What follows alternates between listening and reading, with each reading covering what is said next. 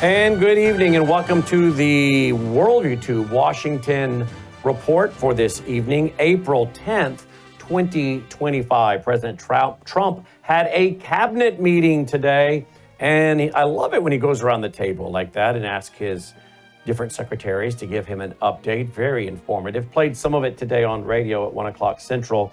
But I want to talk to our DC reporter about it. Jim, welcome back. Thanks for being with us.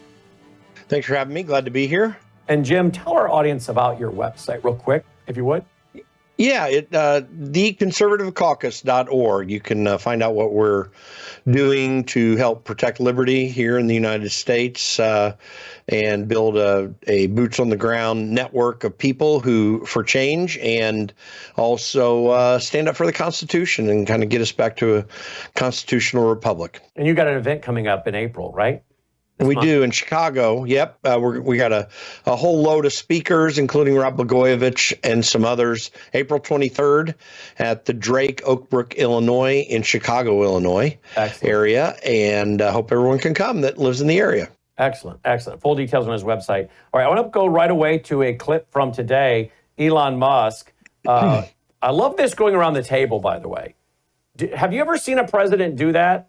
Because I said on TV today, radio at 1 o'clock Central, it reminded me of An Apprentice, where Donald Trump's sitting there and talking to people around a boardroom table. I don't remember in my lifetime a president giving secretaries the opportunity on a regular basis to just freely talk and update him and the American people in real time. Do you remember that? Well, this is unique. Now, it's not uncommon for various agency heads to say something in the public-facing cabinet meeting. By the way, the entire cabinet meeting you're seeing on television, too. Some presidents in the past have that cabinet meeting closed as well, and for portions of it. So very transparent, and it does give everyone, I think Donald Trump knows he's got a good team of people, and he also is aware that when they can make statements in public and be recognized, that's really helpful in moving forward a message. So he's very telegenic and very understanding of TV presence and how important that is. But I don't remember a president going around the room like that. And doing this on like almost every 2 weeks, you're seeing this. I don't remember any president doing that. One might speak, one may say something. You can tell it's very controlled. They probably have notes in front of them. But this is like people are speaking off the cuff all the way around the table. No, in many presidencies, there's no discussion at all. They allow the reporters to come in and take pictures before they close the doors. So, yeah, this is it's unprecedented, frankly. Unprecedented indeed. Listen to this, and I think I'm going to try to get my earpiece replaced, Logan. But listen to this. Here's Elon on DOGE, what they're up to. Well, thanks to your fantastic leadership, this amazing cabinet, and the very talented DOGE team, I'm excited to announce that we anticipate savings in FY26 from reduction of waste and fraud by $150 billion. And I mean, and some of it is just absurd, like people getting unemployment insurance who haven't been born yet. I mean, I think anyone can appreciate whether, I mean, come on, that's just crazy. You know, some of these things, people ask me like, well, how are you going to find waste and fraud in the government? I'm like, well, actually just go in any direction. That's how you find it. It's very common. it's as the military would say, target-rich environment. So I think we're doing a lot of good and excellent collaboration with the cabinet to achieve these savings, and it will actually result in better services for the American people, and that we're going to be spending their tax dollars in a way that is sensible and fair and good. And your people are fantastic. In fact, hopefully they'll stay around for the long haul. We'd like to keep as many as we can. They're great, smart, sharp, right? Finding things that nobody would have thought of. There you go. Smart and sharp. You want to comment on that, Jim? Listen, what he is doing is really groundbreaking. There is no effective way to cut government spending than the approach DOGE is undertaking. And there have been some efforts which have had some moderate degree of success in the Clinton administration. Obama feigned doing it. I don't think he actually really did do it. But doing this in an independent fashion outside, well, in cooperation with agency heads that are willing to cooperate, but also with some internal authority on behalf of the president to really, make these agencies comply. And one other thing to point out, too, Russ Vought, who's OMB director right now, again, he was also OMB director for a period of time in the previous Trump administration. He was trying to do some of these things as much as he could. He was getting constant pushback from the agencies. But the key factor here that's going to make this most successful is DOGE is able to do all the research and provide all the receipts, and the OMB director has a lot of power and authority to implement, and that's going to be really helpful. 150 billion, but that's just a drop in the bucket. I think what they're going to find. I think it was Tulsi Gabbard that said that fraud and corruption is just everywhere. Well, government, we should understand, government by its very nature is corrupt. Why is it we have the Constitution which restricts the government so severely? Like, we're not really under that constitutional republic anymore in a full measure. If you read Article 1, Section 8 of the Constitution, which shows the authority that Congress has to appropriate funds and to put taxes in place, there is just not, we're doing 80% of it off of the outside of that construct. The reason the founding fathers wanted to so severely restrict government is because of the tendency towards fraud and abuse and corruption that inherently comes with money sloshing around in any government endeavor of any sort. Yeah, absolutely. We also, of course, I'm going to deal with it on Brain House Live tonight. Tulsi Gabbard, she came out today and said, this is wonderful. I love this. Listen to this. I've got a long list of things that we're investigating. We have the best of the best going after this. Election integrity being one of them. We have evidence of how these electronic voting systems have been vulnerable to hackers for a very long time and vulnerable to exploitation to manipulate the results of the votes being cast, which further drives forward your mandate to bring about paper ballots across the country so that voters can have faith in the integrity of our election. So he's going hardcore on the paper, one-day voting. Now, today, all the Democrats voted against a bill that would require an ID to vote in federal election. So clearly the Democrats realize the only way they can win elections is to steal them by and large. But this is also why they love these machines, right? The Uniparty, I'm not going to just put this on Democrats. The Uniparty seems to love the machines. So here she is, Tulsi, sitting in a cabinet meeting today saying, we've got evidence these machines can be hacked and votes flipped. Jim? It's absolutely true that is there by the very nature of it being computer systems. And now that we've known for some years that these systems are hooked up to the internet, there's an interesting system in India where they've got these electronic devices that don't hook up to the internet, and there's no software on them. It's all burned in to the cards, and it's effective, and they're able to tally the votes properly. It's very similar to people from Gen X or baby boomers who are familiar with these lever machines, these mechanical lever machines. That's what they do in India. But the computer systems are inherently problematic. Even if you don't hook it up to the internet, if you have any USB port, you can put something in and make it vulnerable, make changes if someone can sneak it up there. The worst part about it is this: you cannot physically track the effort of the voter to choose a person on the touch screen and how that went directly to the tally. You can do that very simply with paper. You can do that with, as I say, the mechanical machines that I talked about, but computers don't allow that. The best confidence we can have is if we can gather up all the people who voted again and then got their paper receipt. That might help us. But again, we don't even know if that receipt's highly accurate. We'd have to, it's a cumbersome process to have transparency in computer voting, and it should be eliminated entirely, in my opinion. Joe Kent testifying today or yesterday. Check this timestamp on it. I guess that was yesterday.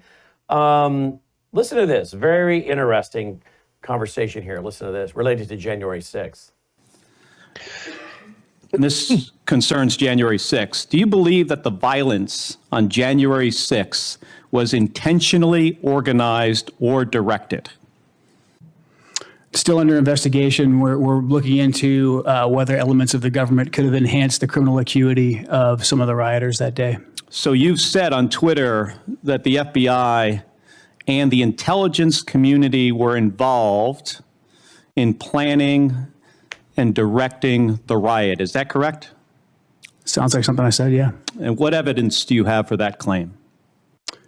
So we've already identified that there were multiple confidential human informants ran by the FBI and other law enforcement agencies that were present in the crowd that day, directing, removing barriers, those types of things. This has been investigated widely. We're continuing to look into it. The intelligence, I would say the FBI and other elements of the law enforcement apparatus attempted to suppress the fact that there was undercover confidential human informants that were part of these different groups. We also had intelligence leading up to January 6th that there was going to be violence that day. So that speaks to some degree of intelligence infiltration into some of these groups. Who within the FBI?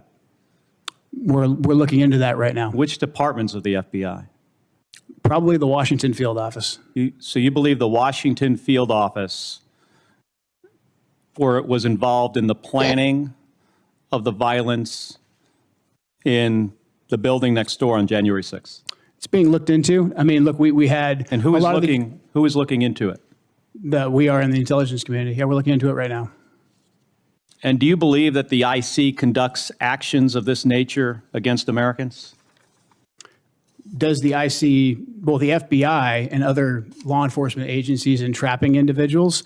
If you look at who was running the Washington field office during January 6th, it was Stephen DeAntuono. He was also running the field office in Michigan, where many of the defendants were let go after they were accused of attempting to kidnap the governor, because the vast majority of them were undercover FBI confidential informants. So unfortunately, this behavior does happen by members of law enforcement and the intelligence community, and it's incumbent upon us to make sure that we are transparent with the American people. Mr. Kent, would you be willing to share this evidence of this investigation with this committee? Of course, I'm sure he's going to as soon as I get done with it, but he probably needs to finish his investigation. I had the privilege of interviewing Joe in person, I think a couple times on Zoom or Skype or whatever we use, but certainly in person at CPAC a few, what's that, Logan? Oh yeah, the power went out when I was interviewing him. We were sitting there doing an interview and the power went out. We were sitting in the dark at CPAC waiting for the power to come back up. And President Trump was supposed to be there, I think, the next day and in between his two terms. And we didn't know what was going on. I just said to Logan and my wife, this guy is former special forces. If he starts to go, we're right behind him. We're following him out of here. But we sat there and chit-chatted, on a personal level, waiting for the power to come back up so we could restart the interview, and we did. Never did we think I wasn't sure we'd ever see a second Trump term.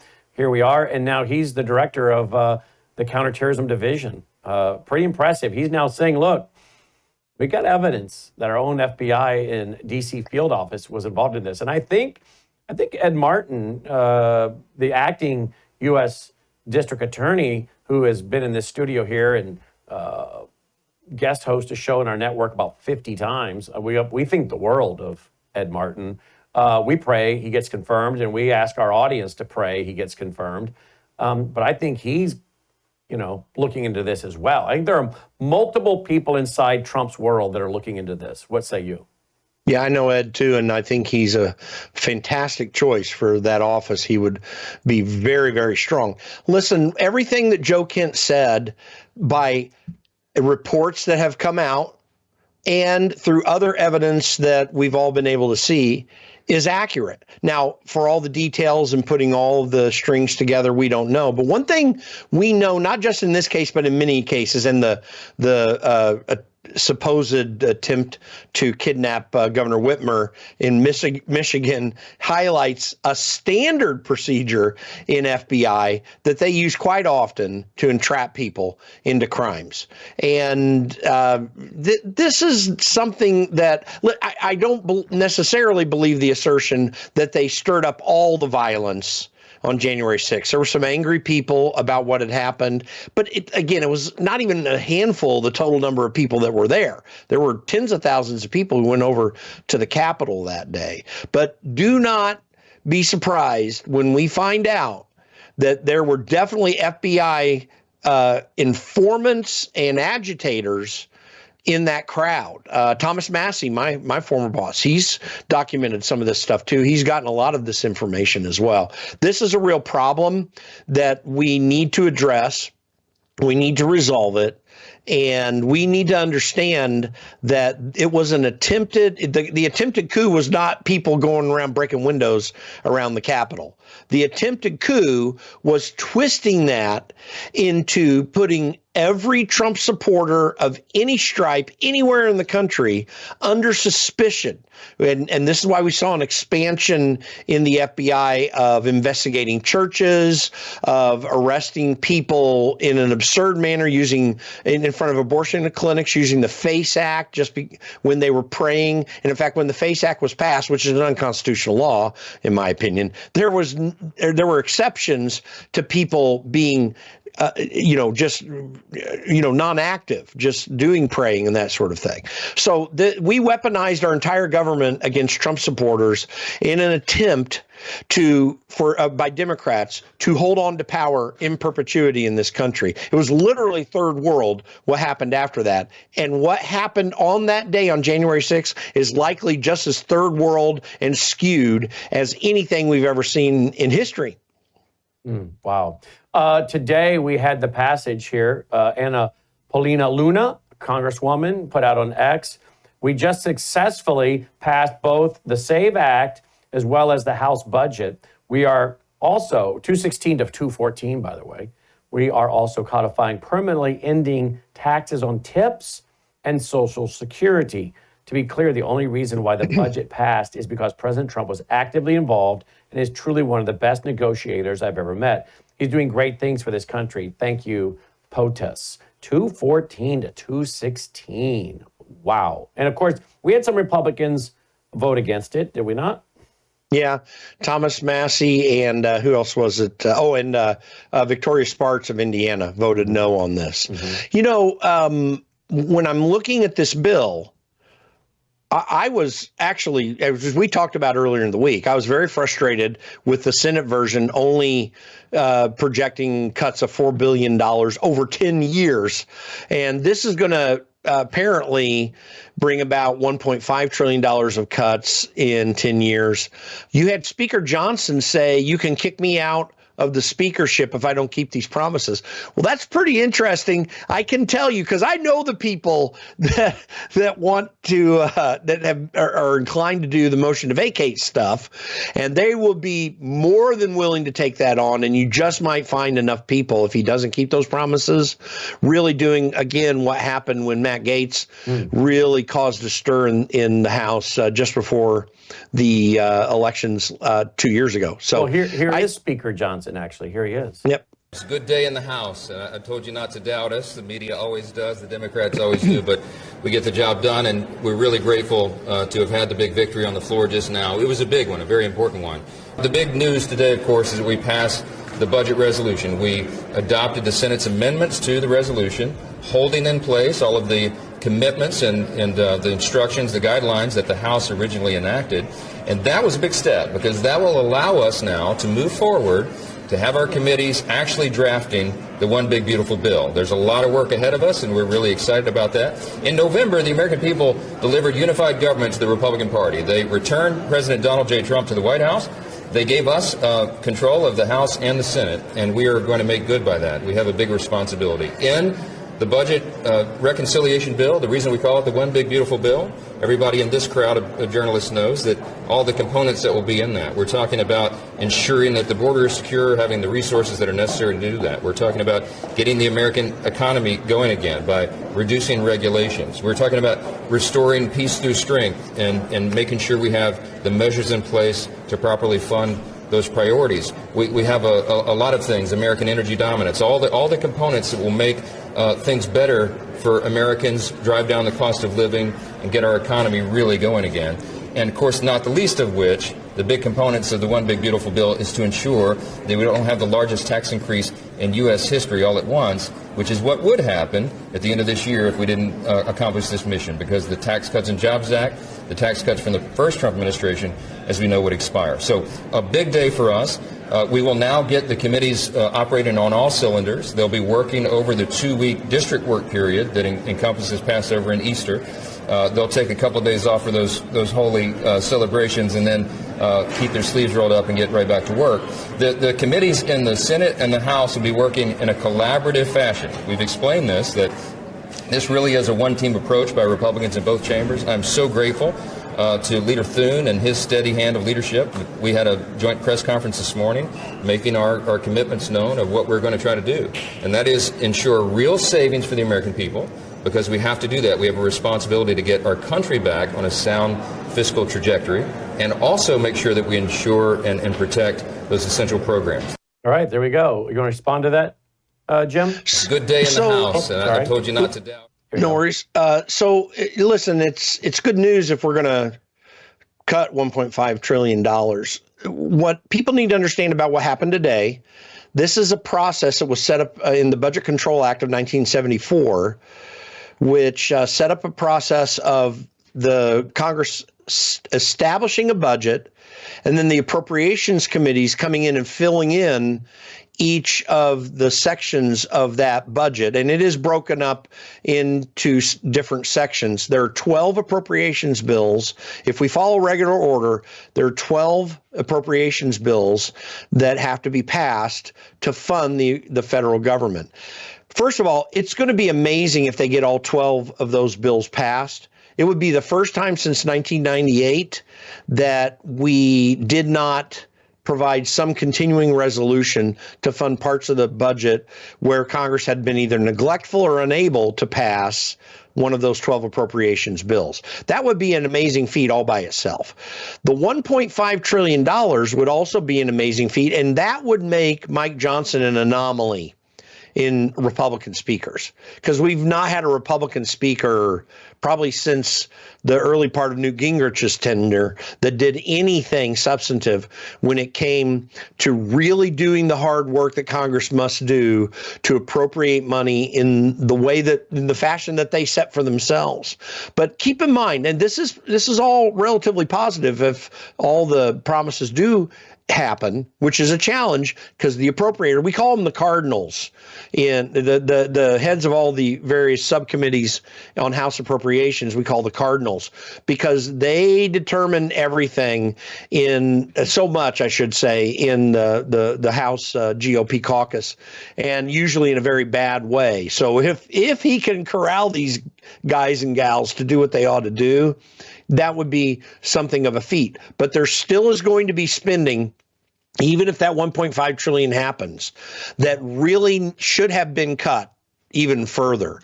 In 2019, before COVID, the federal budget, the federal spend was right around $4.5 trillion. This year, this current fiscal year, it's nearly $7 trillion. If we spent at 2019 levels, pre-COVID levels, remember, we jacked up spending big time in COVID. If we spend at 2019 levels and adjusted for inflation, that would be roughly $5.37 trillion. That's how far off we are. $7 trillion is what we're spending, which keeps a lot of COVID spending, and $5.35 trillion, which is back to what was already a very bad spend. But so there's a lot of dirt and messiness here, but it would be potentially a good first step if Mike Johnson keeps his promises. And of course, the Democrats voted against the SAVE Act, which would have required voter ID to vote in a federal election. What does that tell you about the Democrats? Well, what it did require is that you cannot register to vote unless you show proof of citizenship, amongst other things in the bill. What it says about Democrats is they know they can't win American elections. We don't have American elections right now. We literally have more and more evidence mounting up as time goes on that non-citizens are voting in our elections, first of all. Secondly, we have massive irregularities in our elections just inherently due to unsolicited mail ballots that are going into other states and people in other states voting back in the state they used to live in. That, first of all, that's illegal. That's a crime. But we don't do anything about that. There are a myriad of things, as many people have heard, and these multi-day elections as well, too. There are a lot of irregularities in our elections that need to go away. Democrats have worked to build this system for more than a decade now, almost 2 decades, because they knew in the late 90s and early 2000s, their ability to get votes was unsustainable. And they knew they were going down the hill and didn't want to change. And they've radicalized since on the strength of being able to massage these elections. So their whole job is to, frankly, utilize systems that harm American values and the purpose of an American republic in order to maintain and obtain power. It's all about power for Democrats. It's not about the American people at all. It's hard enough to get Republicans to think about the American people, and they're doing a much better job with Donald Trump as president. But it's even worse that Democrats really have no regard for Americans. Indeed. Anything else you were watching today out of D.C. you want to tell our audience before we wrap? Well, no, I think that about covers it. I think we let me just double check something here. There was just the trade thing continues on. Listen, I think Donald Trump's still winning on this. I should kind of cap that. China is in a corner still. They're going to have to come to the table. This is resetting trade, it seems to me right now, in a way that we want. And that's good for America moving forward. And Donald Trump's great leadership is allowing that to happen. His willingness to take this risk. And it's a huge risk because he knows he's got to win in 2026 or he's just going right back into what he was in his very first term. He understands that and he keeps They'll moving impeach forward. him again if they win the House. I guarantee you he'll be going through impeachments. The only thing that won't be happening is I think we've reduced a bunch of the weaponization of government itself, even under his administration that he was dealing with. That's kind of settled, but he is going to have this nagging problem with Democrats in the Congress. Do you see them going after him again legally after he's president? In other words, do you see them seeking to prosecute him all the way to the day he dies? It's hard to say, Brandon. I think it is possible. These people are vindictive and evil. But that said, if they don't see the political risk, it's very unlikely that they're going to keep doing that. There will likely be some nagging things that will come his way, but it'll probably be fairly small. If Democrats cannot obtain power again, and they have the means to do so, you can be sure that they'll be very upset with Donald Trump, depending on what the outcome is after those 4 years. But I wouldn't put money on it. It's certainly a possibility. What you are going to see, though, they know how powerful these systems of lawfare and various things that they've created are, and they will use it against more weak-kneed Republicans. I mean, we need to find someone that has a similar spine. I don't know precisely who that is. I have hope in J.D. Vance. I have some hope in Ron DeSantis, people like Byron Donalds and some others that I could point to. But I don't know that they have quite that spine. So we have interesting years ahead. Let me ask you quickly here. The guy that's been promoted inside the FBI that supposedly was hunting down J6ers, a lot of the MAGA crowd feels really betrayed. Why do you think that guy is being retained and then promoted? I cannot tell for the life of me why they would even think about it. It looks bad just to begin with. So from a total public relations perspective, there's no need to have done it. And unless he brings something fabulous in terms of skill and capability to kind of take the hit on with the public on that, then why would you promote him? I'm still befuddled by it. I have no good answers.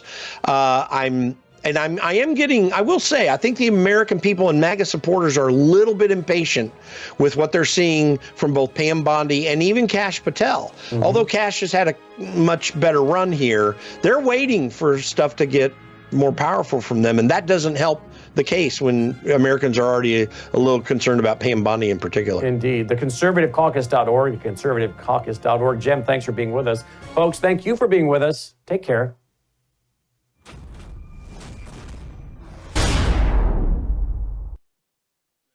Tonight on the Worldview Report, President Trump pauses all reciprocal tariffs for 90 days, except for those on China, following the Chinese Communist Party's announcement of 84% retaliatory tariffs on all U.S. goods coming into China. The administration is in early stage discussions to conduct drone strikes on Mexican cartels. But will the Mexican government agree to cooperate? A father in Colorado exposes the shocking degree to which pornography is being made